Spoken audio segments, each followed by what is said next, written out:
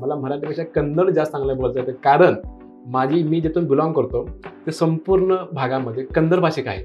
कन्नड जास्त बोलतात, त्यामुळे मला मराठी बोलण्यामध्ये खूप अडचणी आहेत. शेतकरी कुटुंबातून बिलॉंग करतोय. गावामध्ये लहानपणी शेती करणं, सुट्टीच्या दिवसामध्ये नद्यामध्ये पोहायला जाणं, क्रिकेट खेळणं हा आमचा छंद होता आणि मी तेच करायचो. अभ्यासाचं तसं घरात वातावरण कमीच होतं, कारण घरामध्ये कोण एक साधा शिपाई सुद्धा नाही. घरामध्ये काय आमच्या गावामध्ये सुद्धा कोण साधा शिपाई नाही. मी इतका ब्रिलियंट स्टुडंट मुळात नव्हतो आणि कधीच नाही आहे. पण मी स्वतःचं जे हार्डवर्क आहे त्या हार्डवर्कवरती मी आज या पदापर्यंत पोहोचलेलो आहे. आता एक झाड आहे, तर झाडाला तो झाड म्हणायचं, ती झाड म्हणायचं का ते झाड म्हणायचं, हिथून माझी सुरुवात होती एमपीएससीची. मी आलो आणि पहिल्याच झेपेमध्ये मला पोस्ट मिळाली असं नाही. वेगवेगळ्या टप्प्यातून गेलो मी.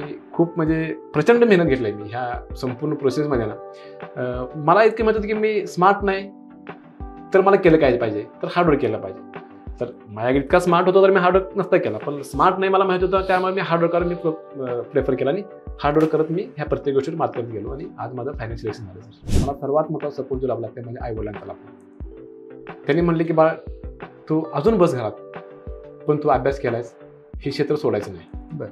काय आम्हाला काय लागतंय ते आम्हाला तू माग, आमचं अंगातलं रक्त माग, आम्ही तुला देतो, पण तू अभ्यास कर. आमचं एक आशास्थान म्हणून आम्ही तुझ्याकडे बघतोय आणि ते पूर्ण करावेस ही आमची इच्छा आहे.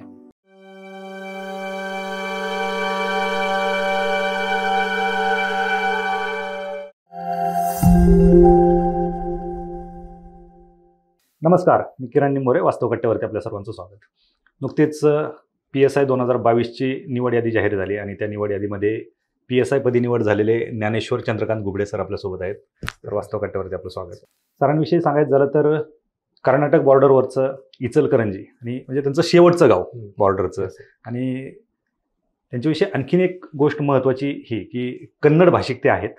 मराठी त्यांना सुरुवातीला ज्यावेळेस त्यांनी MPSCची सुरुवात केली त्यावेळेस मराठीतला लिंगभेदसुद्धा त्यांना समजत नव्हता. लहानपणापासून कन्नड भाषिक असल्यामुळे MPSCमध्ये त्यांना भरपूर अडचणींना सामोरं जावं लागलं. आपण पाहतो की MPSCमध्ये भरपूर अडचणी असतात, परंतु कुठेतरी भाषेची अडचण असणारे वास्तव कट्ट्यावर तरी तुम्ही पहिलेच अधिकारी आहेत. त्याच्यावरती आपण बोलूयात. परंतु एक ग्रामीण भागातून बॉर्डरवरून तुम्ही बिलॉंग करता, तुमचं इंजिनिअरिंग झालं. एक इंजिनिअरिंग होऊनही तुम्ही प्रायव्हेट जॉब करू शकले असते.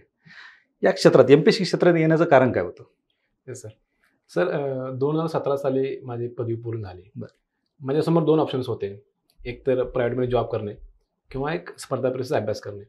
मग सोबत मी कुटुंबासोबत चर्चा केली सुरुवातीला. मग कुटुंबाला मी म्हणलं की बाबा आई-वडिलांना म्हणलं की मला स्पर्धा परीक्षा करायची संधी द्या. तसे आई-वडील माझे शिकलेले कमी होते, म्हणजे ग्रामीण ते मुळात कमी शिकलेले होते. मग त्यांनी म्हणले की तुझी इच्छा असेल आणि तू करू शकतो, तुला आत्मविश्वास असेल तर तू करू शकतोस किंवा तू प्रायव्हेटमध्ये जॉब करू शकतोस. मग निर्णय येऊन पडला माझ्यावरती. मग मी स्वतः निर्णय घेतला. त्यामध्ये माझे 2 मित्र पण होते, ते सुद्धा MPSCचा अभ्यास करतायत, ते सुद्धा चांगल्या पोस्टवर आहेत. आम्ही तिघांनी निर्णय घेतला कलेक्टिव्हली की बाबा आपली MPSC करायचं आहे. त्यामुळे मी 2017 साली पुण्यामध्ये सुरुवातीला आलो आणि त्यानंतर मी MPSCचा अभ्यास चालू केलो आणि तिथून पुढे मी MPSCचा खरा अभ्यास चालू केला. वर्षभरामध्ये मी क्लास वगैरे केला आणि तिथून पुढे मी माझा स्वतःचा अभ्यास चालू केला. तुम्ही लहानपणापासून कन्नड बोलता. Yes sir. घरामध्ये कन्नड बोललं जातं. तुमचं मराठीचं एवढं अज्ञान होतं की तुम्हाला म्हणजे मराठीचं जास्त नॉलेज नव्हतंच. आणि त्याच्यामध्ये तुम्हाला MPSCमध्ये जर पाहिलं तर आपल्याला मराठीचा एक पेपर असतो आणि त्याच्यामध्ये ग्रामर असतं. तर तुम्हाला मराठी बोलता येत नाही. म्हणजे ग्रामर कसे शिकले तुम्ही? सर जसं तुम्ही म्हणलात की मला खरंच मराठी कमी बोलता येतं. मला मराठीपेक्षा कन्नड जास्त चांगलं बोलता येतं, कारण मी जिथून बिलॉंग करतो ते संपूर्ण भागामध्ये कन्नड भाषिक आहेत. कन्नड जास्त बोलतात, त्यामुळे मला मराठी बोलण्यामध्ये खूप अडचणी आहेत. तुम्ही मगाशी म्हणलं की मराठीचं मला काहीच म्हणजे गंध नव्हता. व्याकरण सुद्धा मी तोडकं मला येत होतं. पण मी MPSC करण्याचा निर्णय जेव्हा घेतला, प्री निघाल्यानंतर मेथला जेव्हा गेलो तेव्हा मला खरा हा प्रॉब्लेम फेस करायला मिळाला की बाबा आपलं आता कसं होणार. त्यानंतर मी हळूहळू माझ्या चांगले सर्कल झाले मित्रांचे. त्यानंतर मी ग्रुप स्टडी वगैरे केला आणि त्यानंतर मी कन्नड आणि मराठीवरती आणि इंग्लिशवरती प्रभुत्व चांगल्या पद्धतीने मिळवलं. इंग्लिश पण जमत नव्हतं. इंग्लिश पण माझं तोडकं मोडकं होतं, कारण माझं बेसिक फाउंडेशन जे होतं ते एक जिल्हा परिषद शाळेमध्ये झालं होतं ग्रामीण भागामध्ये. आणि मला इतकासा गंध नव्हता अभ्यासाचा, कारण मी शेतकरी कुटुंबातून बिलॉंग करतोय. गावामध्ये लहानपणी शेती करणं, सुट्टीच्या दिवसामध्ये नद्यामध्ये पोहायला जाणं, क्रिकेट खेळणं हा आमचा छंद होता आणि मी तेच करायचो. अभ्यासाचं तसं घरात वातावरण कमीच होतं, कारण घरामध्ये कोण एक साधा शिपाई सुद्धा नाही. घरामध्ये काय आमच्या गावामध्ये सुद्धा कोण साधा शिपाई नाही. त्यामुळं एक अभ्यासाचा छंद कमी होता आणि मित्रांसोबत उडारग्या करायच्या, गप्पा-टप्पा करायच्या. हे आमचे मुळात म्हणजे ग्रामीण भागात एक वातावरण असतं. अभ्यासाचं कमी असल्यामुळं मला इंग्लिश असेल, मराठी असेल किंवा ओव्हरऑल प्रत्येक सब्जेक्टमध्ये मी इतका ब्रिलियंट स्टुडंट मुळात नव्हतो आणि कधीच नाही आहे. बरं. पण मी स्वतःचं जे हार्डवर्क आहे, त्या हार्डवर्कवरती मी आज या पदापर्यंत पोहोचलेलो आहे. कारण माझी कष्ट घेण्याची मला माहित होतं की एमपीएससी करताना कष्ट घेतले पाहिजेत आणि कष्ट घेण्याची माझी प्रचंड तयारी होती. त्यामुळेच मी एमपीएससीच्या क्षेत्रामध्ये पाऊल टाकलं अगदी आणि बरोबर. त्या कष्टाच्या जोरावरती आज मला पीएसआय हे पद झालं, मी गवसणी घातली. आणि वर्दीचं आकर्षण कधी लागलं? Yes sir. सर वर्दीचं आकर्षण म्हणजे मी खूप पीएसआयना जवळून बघितलं. इचलकरंजीमध्ये आमच्या इथं दंगल झाले त्यावेळी मी सगळं बघितलं. पोलिसांच्या प्रती एक समाजामध्ये जे डिसिप्लिन असेल किंवा समाजामध्ये एक आकर्षण असेल किंवा एक रिस्पेक्ट असेल, सर ते मला वाटतं की इतर शासकीय सेवेमध्ये थोड्याफार प्रमाणात कमी आहे. पोलिसांमध्ये असं एक लोकांमध्ये खरंच खूप रिस्पेक्ट आहे आणि पोलीस हे समाजाच्या जडणघडणीमध्ये एक चांगलं डिपार्टमेंट म्हणून ओळखलं जातं आणि तेव्हापासून सर मला एक पोलिसांच्या प्रती आकर्षण निर्माण झालं. मला वाटलं की बाबा मी पीएसआय होऊ शकतो, कारण मी फिजिकली त्या पदाला मला वाटतं की मी लायक आहे आणि मी चांगल्या गावातल्या असल्या कारणानं गावाच्या समस्या मला माहिती होत्या आणि चांगल्या पद्धतीने एक चांगला अधिकारी होऊ शकतो पीएसआय म्हणून असं वाटलं. त्यामुळे मी पीएसआय होण्याचा मी निर्णय केला होता. क्या बात आहे. पीएसआयचा रिझल्ट ज्यावेळेस तुमची निवड यादी आली, कुठं होते? सर मी आणि माझे मित्र दगडूशेठ हलवाईच्या गणपती मंदिरामध्ये दुपारी 1 पासून 5 वाजेपर्यंत बसलो होतो. बरं, रिझल्टची वाट पाहत. रिझल्टची वाट पाहत बसलो होतो. बरं. कारण घरचे म्हणले की बाबा जा थोडं तिथं देवाचं दर्शन वगैरे घे. मग 5 वाजेपर्यंत मला वाटलं की बाबा निकाल लागते का नाही लागते, धुकधुक होतीच. मित्राला पण होते, मला पण होते आणि काय मी कोणाला बोलू शकत नव्हतो. मग शेवटी 5 वाजे आम्ही दोघं कंटाळलो. म्हणलं आता दगडूशेठ पाय पडलो आणि आपल्या मार्गाला लावूया म्हणलं. मग आलो तिथून रस्त्यात येता येतच 5:48 निकाल लागला आणि मला माझ्या मित्राचा फोन आला. बरं. अरे आज निकाल लागला ना बघ म्हणून. जसं मी मोबाईल चेक केला, निकाल लागला. मी बघितलं की बाबा माझं सिलेक्शन झालेलं आहे. त्यावेळेस मी पहिला फोन माझ्या वडिलांना केला. वडिलांना फोन केल्यानंतर मला तोंडातून अक्षरशः शब्द फुटत नव्हते. बरं. की आई वडिलांचे कष्ट असतील, माझे कष्ट असतील, की आज बाबा कुठंतर ते फळाला आलं असं मला वाटतं. मी वडिलांशी बोललो, आईशी बोललो. माझ्या तोंडातून शब्द फुटत नव्हते. माझा फोन मित्राने घेतला. तिकडून आई वडील रडत होते, तिकडून मी रडत होतो. 10 मिनिटं अक्षरशः मी रडत होतो. बरं. काय करतोय मलाच कळत नव्हतं. आजूबाजूचे लोक मला बघत होते रस्त्यावरती. अरे हा रडतोय का? लोक थांबली अक्षरशः. रडायचं कारण काय? लोकांनी विचारायचं झालंय का तुम्हाला? तुम्ही रडताय का? मग त्या माझ्या मित्रांना सांगितलं की असं पीएसआयचा रिझल्ट आलाय आणि हा पीएसआयमध्ये पास झालाय. मग लोकांनी सुद्धा तिथं मला लोकांनी अभिनंदन केलं, लोकांचं मी धन्यवाद मानलो. पण जेव्हा निकालचा क्षण होता तो माझ्यासाठी खूप म्हणजे खूप माझ्या आयुष्यातला सर्वात मोठा आनंदाचा क्षण होता आणि माझ्या घरच्यांना असेल किंवा मला असेल, माझ्या मित्रांना असेल, खूप म्हणजे तो एक भाविक क्षण होता आणि आनंदाच्या अश्रू त्यावेळेस माझ्या डोळ्यातून पहिल्यांदा आले होते. निश्चित, कारण ज्याच्यासाठी एवढा अट्टहास केला होता तो क्षण आला होता. हो. साहजिकच आनंदाश्रू तुमच्या असतील, तुमच्या कुटुंबाचे असतील, साहजिक येणं निश्चित होतं ते. मला सांगा, या सगळ्या गोष्टी झाल्या, ज्यावेळेस तुम्ही स्पर्धा परीक्षेची तयारी करायला आली, पीएसआय तुम्हाला व्हायचं होतं, सुरुवात केली, आता पूर्वपरीक्षेचा अभ्यास तुम्हाला करावा लागला असेल. हो सर. कशी तयारी केली तुम्ही? सर तुम्हाला सांगायचं मला 2018ची मी पहिली पूर्वपरीक्षा दिली, त्यामध्ये मला अपयश आलं. बरं. 2019ची मी पूर्वपरीक्षा दिली, त्यामध्ये सुद्धा मला अपयश आलं. मग 2 अपयश मला लागोपाठ मिळाले पूर्वपरीक्षेचे.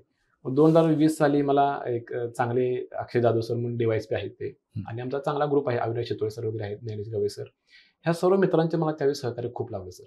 की अभ्यास मी प्रचंड मेहनत करत होतो, पण अभ्यासाची दिशा जी असते ती मला खरं तिथून कळाली. ह्या MPSC क्षेत्रामध्ये मी एक सर्व विद्यार्थ्यांना सांगू शकतो की अभ्यास करण्यापेक्षा अभ्यास काय करतोय ह्यापेक्षा अभ्यास काय नाही केलं पाहिजे हे स्पर्धा परीक्षेमध्ये जाणून घेणं खूप महत्त्वाचं. आणि ते मला कळालं कधी, जे मला मित्रांचं सहकार्य लाभलं किंवा ओळख झाली, डिस्कशन झालं, तेव्हा मला कळालं की अभ्यास काय नाही केला पाहिजे. कारण एखादं पुस्तक मी घेतलो सुरुवातीला, पहिल्या पानापासून शेवटच्या पानापर्यंत सगळ्या गोष्टी वाचणे, सगळ्या गोष्टी पाठ करणे, लक्षात ठेवणे इतकं शक्य नाही स्पर्धा परीक्षेमध्ये. मग त्यामधले काय गोष्टी घ्यायच्या आणि काय गोष्टी नाही घ्यायच्या, मग काय नाही घ्यायच्या हे मला मित्रांकडून कळालं. आणि तेव्हा नंतर मला खरं माझ्या अभ्यासाला दिशा मिळाली आणि तिथून पुढं लागोपाठ माझी 20 असेल, 21 असेल, 22 असेल, 23 असेल, संपूर्ण पिढी निघत गेला. कारण माझं तिथं खरंच बेसिक मला म्हणजे कळालं काय वाचलं पाहिजे आणि ज्या गोष्टी नाही त्या मी लक्षात ठेवत नव्हतो आणि ज्या गोष्टी खरंच करायच्या आहेत, गरजेच्या आहेत, त्या गोष्टी मला खरंच कळाल्या, ते मित्रांच्याकडून कळाल्या आणि तेव्हापासून मी कंटिन्यू अभ्यास करत गेलो, कंटिन्यू मी माझ्या पिढी निघत गेला. आणि मेन सुद्धा मी 20, 21, 22, 23च्या मेन सुद्धा मी दिलेलो आहे. मेन्स पण दिला. हो, इंटरव्ह्यू किती दिले? इंटरव्ह्यू सर माझा दुसरा इंटरव्ह्यू होता. 21च्या इंटरव्ह्यूनं दुर्दैवाने सर माझा 4 क्वेश्चननं माझा 8 मार्क्सांनी माझा निकाल गेला होता. मला मेन्सला थोडं मार्क्स कमी होते. जसं तुम्ही मगाशी म्हणलात की लँग्वेज बॅरियर माझ्यासाठी खूप मोठा होता. कारण मला 21च्या PSIला फक्त 55 मार्क्स होते लँग्वेजला, बर. जे की 22च्या PSIमध्ये 72 मार्क्स होते.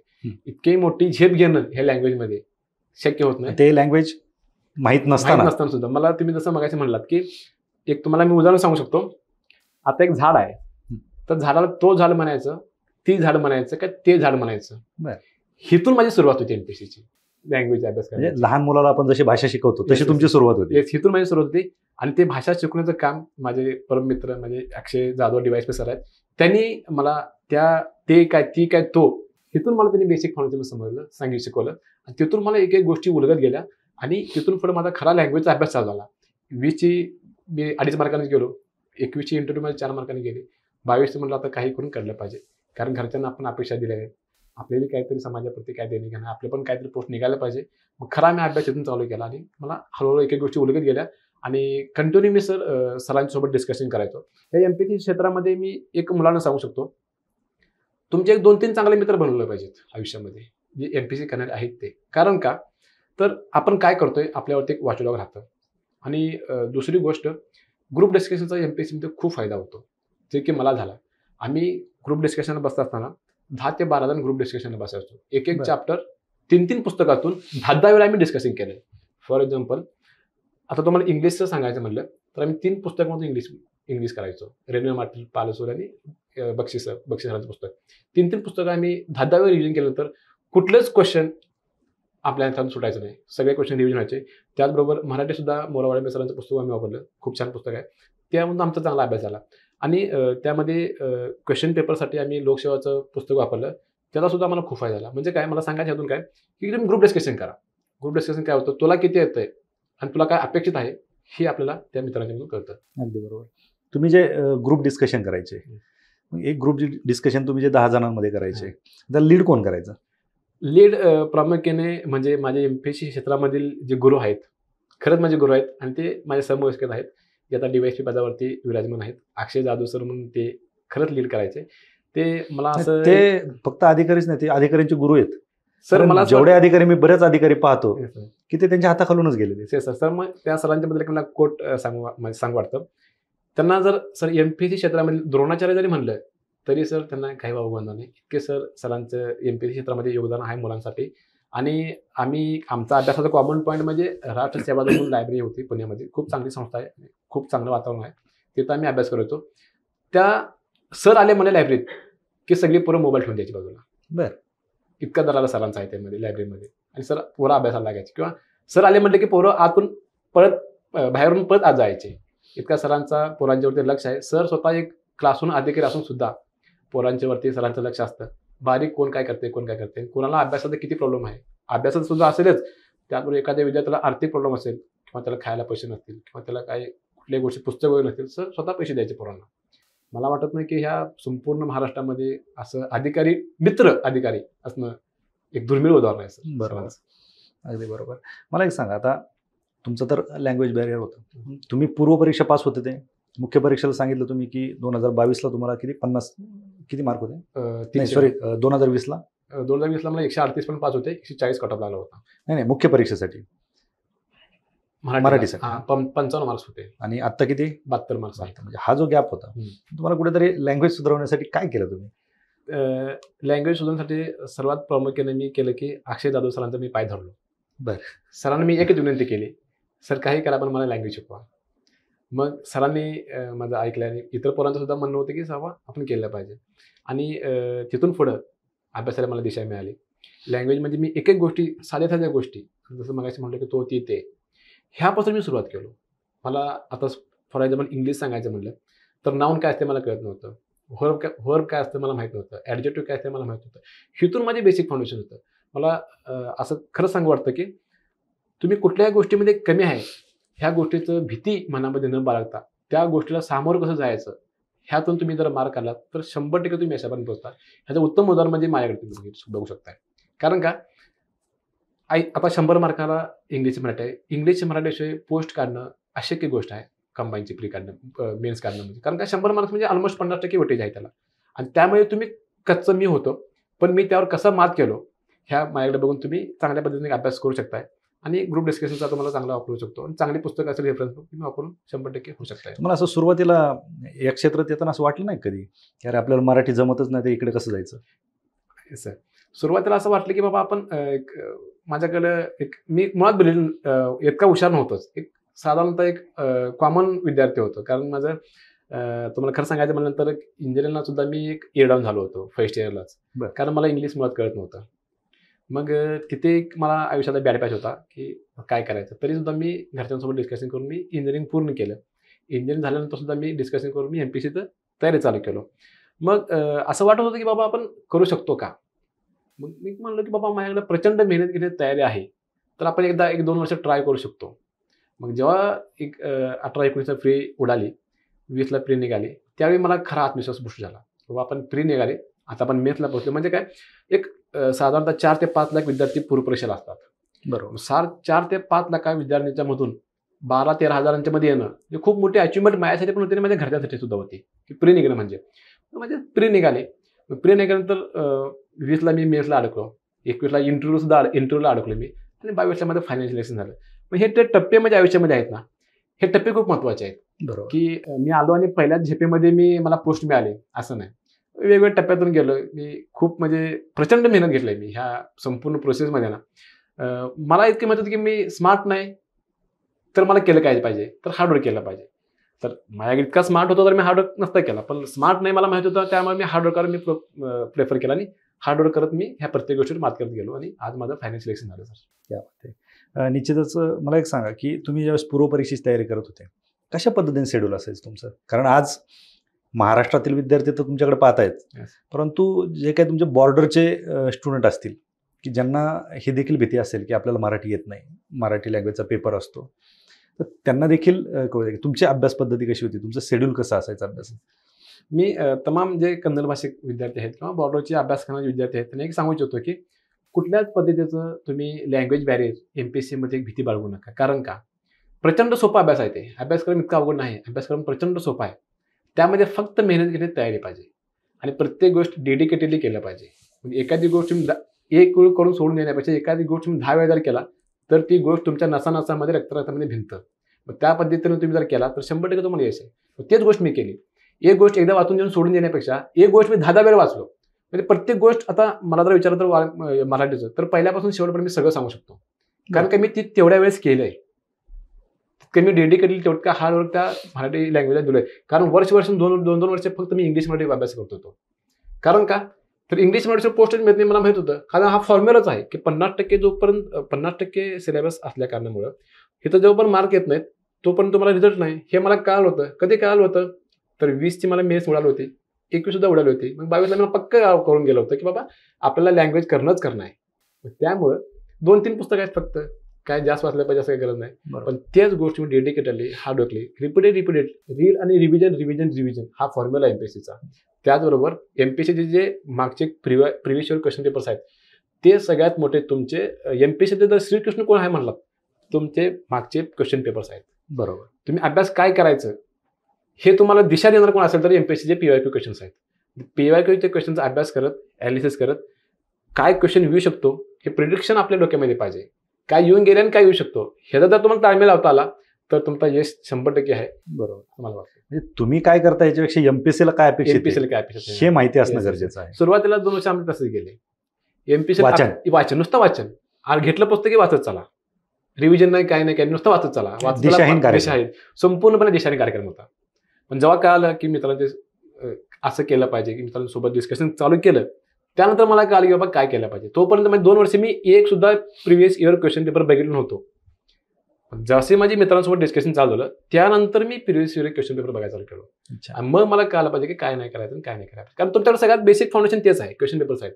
कारण MPSCचं असं कुठला सिलेबस नाही आहे किंवा कुठलं असं एक पुस्तक MPSCने दिलंय ह्या पुस्तकातले क्वेश्चन येतात असं काहीच नाही आहे. MPSC तुम्हाला देतं काय तर प्रिव्हियस इयर क्वेश्चन पेपर येतं आणि ते तुमचा रेफरन्स आणि ते तुम्ही वाचलं पाहिजे असं मला वाटतं. आता घरी मराठी बोलता की कन्नड? घरी सर आम्ही 90% कन्नडच बोलतोय. एखादी कोणतरी बाहेरचे पाहुणे वगैरे आले तरच मराठी बोलतोय. नाही आम्ही घरी सगळे कन्नड बोलतोय. कारण आमची एकदम आमच्या घरात जर दगड मारलं तरी कर्नाटक बाउंड्री चालू होते. अच्छा. इतक्या जवळ मी बाउंड्रीवर होते, त्यामुळे सर घरी कन्नड बोलतो. अभ्यास पूर्ण पुण्यातच केला? येस सर, अभ्यास पूर्णपणे पुण्यात केला. ज्यावेळेस आता तुमचं फिजिकल आलं, तुम्ही मुख्य परीक्षा क्रॅक केली, Yes. त्यानंतर सगळ्यात अवघड टप्पा जो आहे हो. फिजिकलचा, Yes. कशी तयारी केली? मुळात सर मी ग्रामीण भागातून आल्या कारणाने एक चांगल्या शेती काम सुद्धा मी केलेलं आहे, त्यामुळे मला फिजिकल करणं इतकं माझ्यासाठी चॅलेंजिंग नव्हतं. मग तरी सुद्धा मी फिजिकलला मी असं म्हणत नाही की बाबा तुमचं फिजिकल चांगलं आहे म्हणून तुम्ही फिजिकल करू नका. तुमचं जरी फिजिकल चांगलं असेल, कारण ऐन वेळी काय होऊ शकतं हे कोणी सांगू शकत नाही. बरोबर. प्रत्येक टप्पे 4 टप्प्यात पेसायचे, प्री मेन्स फिजिकल, तिसरा टप्पा म्हणजे फिजिकल आहे. तुम्ही तितक्याच डेडिकेटेडने तितक्या 100% देऊन तुम्ही फिजिकल केलं पाहिजे. जर तुमचं 100 मार्काचे ग्राउंडची तयारी असेल सुद्धा तरी सुद्धा केलं पाहिजे. कारण का एखादा इव्हेंट फॉलो होऊ शकतो, काही होऊ शकतं, त्यामुळे तुम्ही तितकं डेडिकेटली केलं पाहिजे. मी फिजिकलचं तयारी सुद्धा पुण्यात राहूनच केलो. चंद्रशेखर आगाशे ग्राउंड म्हणून आहे, आगाशे घोगे सर म्हणून घेतो, खूप चांगली तयारी करून घेतात ते. आणि तिथंच मी रोज सकाळी संध्याकाळी प्रॅक्टिस करायचो आणि मी चांगल्या पद्धतीने मला 85 मार्क्स आले सर. म्हणजे फिजिकल चांगले मार्क्स आले, one of the top marks आहेत ते. पुण्यातच मी तयारी केलो. बरं. आणि इंटरव्ह्यूची तयारी? इंटरव्ह्यूचा सर हा सगळ्यात शेवटचा टप्पा आहे. मला मी तुम्हाला एक प्रकर्षानं सांगू शकतो की ज्यावेळी मी इंटरव्ह्यूची तयारी करायचो त्यावेळी माझे सोबतचे जे मित्र ते मला म्हणायचे, अरे ज्ञानेश्वर, तू PSIच्या इंटरव्ह्यूची तयारी करतोयस, तू IPSच्या इंटरव्ह्यूची तयारी करत नाहीस. ते का म्हणायचे? कारण तितक्या बेसिक टू ॲडव्हान्स लेवलला मी संपूर्णपणे इंटरव्ह्यूचा अभ्यास करायचो. कारण का मला माहित होतं की बाबा इंटरव्ह्यू आपला सगळ्यात शेवटचा पार्ट आहे, केला पाहिजे. कारण का मला भीती होती, कारण 2-3 मार्क जर कमी आले तर आपला दगापटका होऊ शकतो. त्यामुळे मी कुठलाच पार्ट असा नाही की इंटरव्ह्यूची तयारी केली. रोजच्या स्क्रिप्ट बघायचो, 20, 21, 22 दुनिया सगळ्या स्क्रिप्ट बघितल्या. स्क्रिप्टचे क्वेश्चन बघून पुढं काय क्वेश्चन येऊ शकतात ह्याची मी तयारी चांगल्या पद्धतीने केली. त्याचबरोबर तर इंटरनॅशनल रिलेशनचा मी अभ्यास केला. मी कधीच केलो नव्हतो. म्हणजे इंटरनॅशनल रिलेशन काय असतं हे म्हणजे आयुष्यात पहिल्यांदा मला इंटरव्ह्यूला कळालं. बाबा केलं पाहिजे. युक्रेन कुठं आहे, रशिया कुठं आहे, कारण ते हॉट टॉपिक्स होते. त्याचबरोबर USचे इलेक्शन असं पद्धत असेल, हे त्यावेळेस क्वेश्चन हॉट टॉपिक होते. त्यामुळे मी इंटरव्ह्यूचा असा मी कुठलाच अँगल सोडला नाही की बाबा अभ्यास नाही केला. 360 डिग्री संपूर्णपणे अभ्यास केला. त्या अभ्यासामध्ये मला माझ्या मित्रांना सुद्धा सहकार्य लाभलं. एक IRS म्हणून मित्र आहे अक्षय निर्ले सर, त्यांचं सुद्धा आणि खूप सहकार्य लाभलं. वैभव वातकर सर म्हणून आहेत, UPSC करतात, त्यांचा मला चांगला सहकार्य लाभला. आणि हे सांगण्यामागे उद्देश काय की तुमचे मित्र तुमच्या आयुष्यामध्ये किती मॅटर करतात. कारण संपूर्ण प्रोसेसमध्ये मी आज एक ज्ञानेश्वर घुबडे म्हणून मूर्ती जरी असलो तरी ह्या मूर्ती घडवणारे जे आहेत ते माझे संपूर्णपणे माझे मित्र आणि कुटुंबीय आहेत. कुटुंबाचा रोल एक लिमिटेड होता की बाबा तू करू शकतोस, कर जा, हिथपर्यंत रोल होता. पण ते आल्यानंतरचा पुढचा टप्पा जो आहे तो माझा खऱ्या मित्रांचा सुरू झाला. बरोबर. आणि माझ्या खरंच MPSC मध्ये जे तुमचे सहकारी आहेत त्यांचा खूप मोठा रोल असतो. एक चांगले तुम्ही मित्र बनवू शकता, जे की तुमच्या डेली अभ्यासामध्ये तुम्हाला मदत करतील. चांगले मित्र बनवून डिस्कशन करू शकतो, ज्याचा मला फायदा सगळ्यात जास्त इंटरव्ह्यू झाला. कारण चालता पाहता मी कोणाला क्वेश्चन काही विचारायचो, अरे बाबा हे जो काय त्यात काय, ते माझ्या तो डोक्यावर पडला काय असले क्वेश्चन कोण विचारतात का. म्हणजे माझी क्युरियोसिटी होती. बाबा मी 3 ते 4 लेवलला दोन इंटरव्ह्यूचं प्रिपरेशन केलं. म्हणजे एखादं उत्तर सांगितलं त्याच्या खाली काय येऊ शकतं, त्याच्या उत्तरमध्ये काय क्वेश्चन येईल म्हणून इतक्या लेवलला मी अभ्यास केला, इंटरव्ह्यूचं प्रिपरेशन करतो. त्यामुळे मला असं वाटत होतं की माझा इंटरव्ह्यू चांगला जाईल आणि देवाच्या आशीर्वादाने इंटरव्ह्यू मला चांगला गेला आणि मला माझं फायनल सिलेक्शन झालं. ओके. मार्क किती आले सर? 25 मार्क्स आले होते इंटरव्ह्यू. चांगले मार्क आहे. चांगले मार्क्स. 40 मार्कचा इंटरव्ह्यू. Yes yes sir. मला सांगा, तुम्ही सांगितलं की 2017 पासून तुम्ही सुरुवात केली, 2024ला आज तुमचा रिझल्ट आला. म्हणजे बरेच वर्ष, जवळपास 7 वर्ष याच्यामध्ये. असं कधी वाटलं नाही की 7 वर्ष झाले आपण अभ्यास करतोय, यावेळेस जर समजा नाही झालं तर काय करायचं, किंवा घरून प्रेशर नाही आलं का की इंजिनिअरिंग केलंय, चांगला जॉब मिळाला असता, तुम्ही इकडं वेळ वाया घालवता, असं कधी वाटलं नाही? नक्कीच वाटलं सर. मला सगळ्यात माझ्या आयुष्यातलं बॅड पॅच म्हटलं तर माझा कोरोनाचा होता. कारण कोरोनामध्ये मी सगळे माझे जवळचे जे मित्र होते ते रोज जॉब करून यायचे, पैसे कमवून यायचे, घरी यायचे. आणि मी असं आमच्या गावातलं एकमेव होतो की जॉब करत नव्हतो. मी रोज घरी बसायचो, घरी 2 टाईम खायचो. पण मला ते असं वाईट वाटायचं की बाबा आपण काय करतोय, आपलं काय कुठे निर्णय चुकला की काय.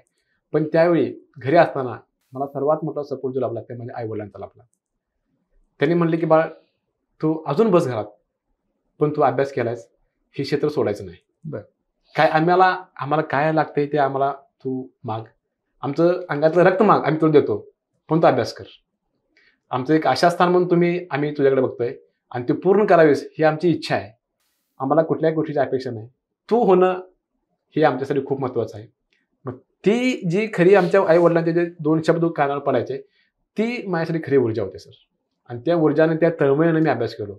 कोरोनामध्ये घरी असताना सुद्धा मी घरचं काम, शेती काम करून, घरच्यांना मदत करून काम केलो आणि अभ्याससुद्धा त्यावेळेस केलो. आणि कोरोनामध्ये सगळ्यांचं एक आर्थिक व्यवस्था ढबघेल झाली होती. आमच्या घरची सुद्धा काही इतकी परिस्थिती चांगली नाही, मध्यमवर्गीय आहे. तरीसुद्धा मला आई-वडिलांनी सपोर्ट केला. माझे बंधू असतील, माझे काका-काकी सगळे मला सपोर्ट केले. आणि त्यांचे मी एक आशा होतं की बाबा हा काय तर करू शकतो. इतक्या वर्षात 2 वर्ष ऑलरेडी घातलाय एमपीएससीमध्ये, तर कर बाबा. मग त्या ऊर्जा घेऊन मी सरळ अभ्यास चालू केलो. आणि तुम्ही जसं म्हणला की असं शेवटचं म्हणजे इंटरव्ह्यू झाला होता, निकाल नाही आला तर काय करणार? तर तुम्हाला एक सांगू शकतो मी, इंटरव्ह्यू झाल्यापासून निकाल लागेपर्यंतचा जो दिवस होते ते 8 दिवसाचा स्पॅन होता. 8 दिवसाचा स्पॅनमध्ये सर माझ्यासाठी 8 वर्षा इतकेच इक्विव्हॅलंट होते. कारण का, इंटरव्ह्यू चांगला गेला होताच, पण काय होईल शेवटपर्यंत हे सांगू शकत कारण कट थ्रोट कॉम्पिटिशन होते. कारण पोरांचे मार्क्स सुद्धा चांगले होते. मग एक एक क्षण कसं कसं जायचं तसं माझ्या मनाचे धगधग वाढायचे. कारण आपलं काय होऊ शकतंय, काय नाही होऊ शकतंय. मग मला भीती वाटायची, पण मला 100% आत्मविश्वास होता की मला इंटरव्ह्यू चांगले मार्क्स येतील.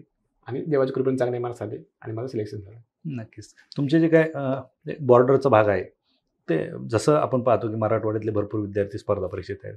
बॉर्डरचे विद्यार्थी आहेत की नाही अभ्यास करणारे स्पर्धा परीक्षेचे? हो सर, हो सर. बॉर्डरचे भरपूर विद्यार्थी स्पर्धा परीक्षा अभ्यास करतात. कारण का तिथं उत्पन्नाचा सोर्स कमी आहेत, रोजगाराच्या संधी कमी आहेत. आणि ग्रामीण भाग असल्या कारणानं विद्यार्थ्यांना एक PSI प्रती असेल किंवा स्पर्धा परीक्षेची क्रेज असते, आवड असते आणि घरच्यांची एक अपेक्षा असते. त्यामुळे सर विद्यार्थी त्यामध्ये स्पर्धा परीक्षा करण्याची तयारी करतात आणि भरपूर प्रमाणामध्ये बॉर्डरचे विद्यार्थी सुद्धा एमपीएससी तयारी करत आहेत. ओके.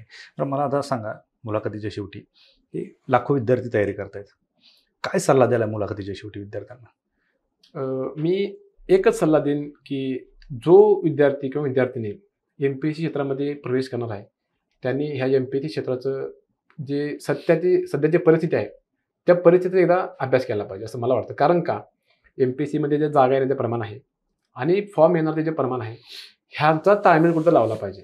कारण फॉर्म येण्याची संख्या आहे सर 4.5 ते 5 लाख संख्या आहे आणि पोस्ट असतात किती 1000 ते 1200 पोस्ट असतात.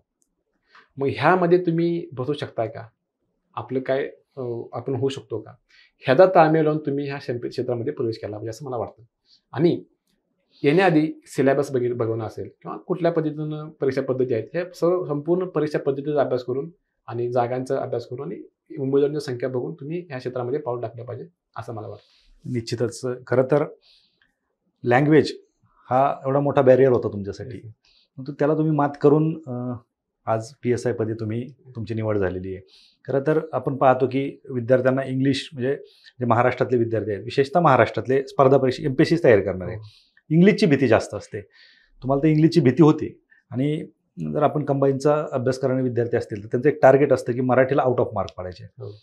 तिथेही तुम्ही 0 होते. तिथे मी झिरो. म्हणजे या सगळ्या गोष्टी तुम्हाला वरती घेऊन येऊन अभ्यास करायचा होता. आणि खरं तुम्ही जसं सांगितलं की मेहनत, तुमची जी जिद्द आणि चिकाटी होती, ह्या सगळ्या गोष्टींच्या जोरावरती आणि तुम्हाला जे मित्र भेटले, जे मार्गदर्शक भेटले, या सगळ्यांच्या जीवावरती एकंदरीत ह्या मुलाखतीमधून मला हे कळलं की या सगळ्यांच्या जीवावरती तुम्हाला PSI पोस्ट मिळाली. मी एक ज्ञानेश्वर घुबडे PSI म्हणून जरी मी तिथं असलो तरी हा माझ्या मित्रांचा एक यश आहे, कलेक्टिव्हली यश आहे. कारण का, मी काहीच नव्हतो त्यांच्यासमोर, शून्य होतो, एक शून्य म्हणजे शून्य होतो. त्या शून्यापुढे काहीतरी आकडा लावणं, ते आकडा लावण्याचं काम जे केलं ते माझ्या मित्रांनी केलं. बरोबर. कारण इंग्लिश मराठी असेल किंवा इतर सब्जेक्ट असतील मला इतकाच गंध नव्हता. मग ते शिकवण्याचं काम, कारण मी तर नसते तर मला कोणी सांगितलं नसतं. मग मी काही वाचत बसलो असतो, काही करत बसलो असतो, दिशाहीन म्हणजे झालो असतो. पण ते देशाचं काम माझ्या मित्रांनी केलं आणि मित्रांचंच माझं यश हे माझं नसून मला असं वाटतं की यश माझ्या मित्रांचं आहे आणि तितकाच आनंद माझ्या मित्रांना झालेला आहे. बरोबर. ज्यावेळी माझ्या मित्रांना सांगितलं की बाबा झालं म्हणून, त्यावेळी त्यांच्या डोळ्यातून सुद्धा आश्चर्य येत होते. तुमचं ते सेलिब्रेशन आजही तुमच्या अंगावरती अजूनही गुलाल निघलेलं हो नाही. सर. गावाकडे कधी जाणार सेलिब्रेशन वगैरे तिकडे होतं का ना तुमच्या गावाकडे? हो सर. गावाकडचे माझे आतुरतेने मला बघतायत, कुटुंबीय असतील किंवा संपूर्ण ग्रामस्थ. कारण का, आमच्या गावातून मी पहिला अधिकारी आहे. आमच्या गावामध्ये साधा कोण शिपाई सुद्धा नाही सर. बरं. पहिलाच PSI म्हणून अधिकारी मी गावचा झालाय. मला जितका आनंद आहे तिच्या कितीतरी पटीने माझ्या गावकऱ्यांना आनंद आहे सर ह्या गोष्टीचा. त्यामुळे गावकरी मला आनंदाने माझ्या वाट बघतायत. उद्या सर मी घरी जाणार आहे. छोटासा सत्कार सोहळा घरच्याने गावच्यांनी ठेवलेला आहे. उद्या घरी जायचं आहे. निश्चितच. तुम्हाला हे जे काही यश मिळालंय हे तुम्हाला मिळालेलं यश नाही, हे तुम्ही खेचून आणलेलं यश आहे. भयंकर जिद्द आणि तुमचे कष्ट होते त्याच्यामागे. निश्चितच तुम्हाला भावी वाटचालीसाठी खूप खूप शुभेच्छा आणि वास्तव कट्ट्यावरती आलात आणि तुमचा प्रवास मांडला त्याबद्दल धन्यवाद. एक सांगू शकतो सर मी की वास्तव कट्टा हा खरंच वास्तवकट्टा आहे. कारण का एखादा विद्यार्थी एक आशेचा किरण म्हणून जेव्हा एम-पी क्षेत्रामध्ये येतो, त्याला खरा वास्तव दाखवण्याचं काम हे वास्तवकट्टा करतं. आणि मला असं वाटतं की वास्तवकट्टा संपूर्ण ग्रामीण भागामध्ये संपूर्ण घराघरापर्यंत पोहोचलेला एक वास्तवकट्टा इनिशिएटिव्ह आहे. आणि ह्या खरंच खूप चांगली दिशा देण्याचं काम करतं विद्यार्थ्यांना, की आपण काय केलं पाहिजे आणि भयावह चित्र तुमचं एम-पी-एस-सीचं किंवा बाकी क्षेत्रामध्ये असेल ते दाखवतं. आणि तुमचं सुद्धा मी सर ह्यामधून तुमचं जरी प्रत्यक्ष नाही पण अप्रत्यक्षरित्या विद्यार्थ्यांना मोलाचं सहकार्य वास्तवकट्ट्यातून लाभतं. त्यामुळे सर तुमचं सुद्धा आमच्या यशामध्ये जितका आमचा वाटा आहे, तितका तुमचा सुद्धा वाटा आहे. कारण का हे सर्व चित्र तुम्ही दाखवण्याचा प्रयत्न तुम्ही एक इनिशिएटिव्ह म्हणून करताय. त्याबद्दल सर यश वास्तवकट्ट्यात सुद्धा मी एक खूप खूप ग्रामीण विद्यार्थ्यांमार्फत आभारी मानतो. Thank you. Thank you very much sir.